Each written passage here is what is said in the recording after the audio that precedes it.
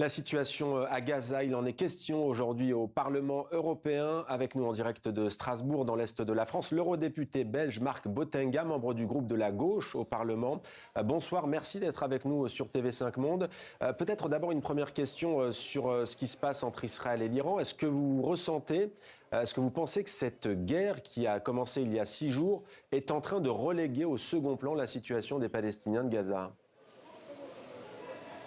Je pense qu'il y a effectivement un risque, mais c'est une guerre et c'est ça ce que je regrette, c'est que je vois ici au sein du Parlement européen, mais même au sein des institutions, des gouvernements européens aujourd'hui, peu d'appétit pour dire les choses comme elles sont clairement par rapport au droit international. La première chose, ce serait de dire Israël attaque illégalement l'Iran, en dehors de toute règle du droit international, et donc l'Union européenne condamne, comme elle a condamné quand la Russie a agressé l'Ukraine. Et ben voilà, ce serait la première chose. La deuxième chose serait alors de mettre des sanctions à l'ordre du jour.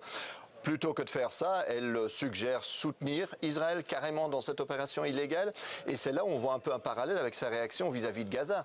Donc vis-à-vis de Gaza, où on voit toutes les violations des droits humains, du droit international depuis maintenant 1 an et demi, bientôt 2 ans, je crains. Il n'y a toujours pas une mesure forte de la part de l'Union européenne, voire une déclaration qui condamne clairement le génocide en cours. Et donc il y a un parallèle et on ne peut pas utiliser l'un pour cacher l'autre, évidemment. Marc Botenga, alors le mot génocide est beaucoup utilisé en effet de la part de responsables politiques comme vous, d'organisations comme Amnesty International. Rappelons, la Cour internationale de justice doit encore statuer, même si elle avait demandé à Israël de tout faire pour l'éviter. Est-ce que pour vous, il faut suspendre l'accord d'association qui lie l'Union européenne à Israël? Il y a eu des débats visiblement très vifs dans l'hémicycle aujourd'hui à Strasbourg sur cette question. C'est un accord qui offre des avantages commerciaux notamment aux autorités israéliennes. C'est un accord effectivement de partenariat privilégié, disons, qui donne à Israël un accès privilégié au marché européen d'une part, d'autre part qui ouvre aussi la voie par exemple pour de l'argent public européen dans le cadre des fonds de recherche ou même maintenant dans le cadre du fonds de défense, aller vers le gouvernement israélien ou vers des entreprises militaires israéliennes. Alors cet accord, elle a un article 2 qui dit qu'il est basé sur le respect des droits humains.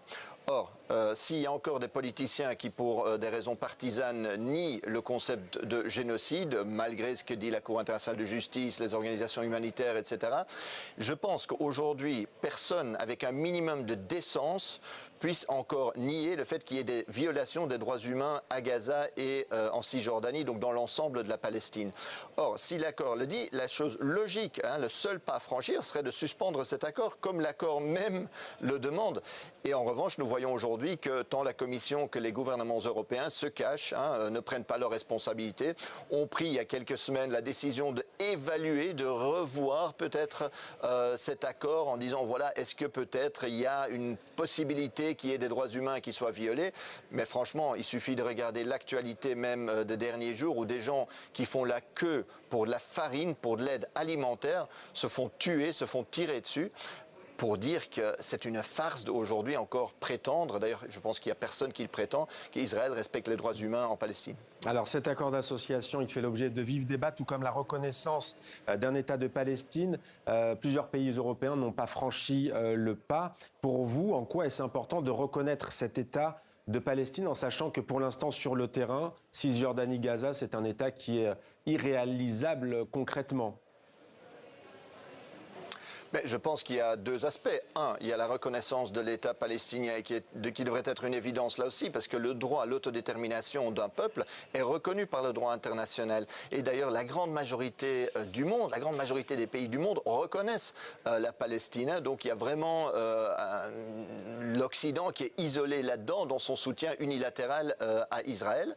Et de 2, effectivement, vous avez raison de pointer que juste dire on va reconnaître l'État de Palestine, ça ne sert pas à grand-chose si vous ne sanctionnez pas Israël, parce qu'aujourd'hui, il y a un obstacle à un État palestinien, c'est la colonisation illégale de la Palestine par Israël. La Cour internationale de justice a dit qu'il faut y mettre fin. D'ailleurs, cette opinion, cet avis de la Cour internationale de justice a été renforcé par une résolution de l'Assemblée générale des Nations unies. Donc, il est très clair d'un point de vue international quel est le devoir aujourd'hui des pays européens. Ne pas le faire, c'est en fait être complice d'une occupation déclarée illégale par la Cour internationale de justice, comme on l'est. Marc Botenga, une dernière petite question. 24 otages présumés vivants sont toujours détenus par le Hamas. Est-ce que vous appelez le mouvement palestinien ce soir à libérer ces otages, ces femmes et ces hommes retenus depuis le 7 octobre 2023 ?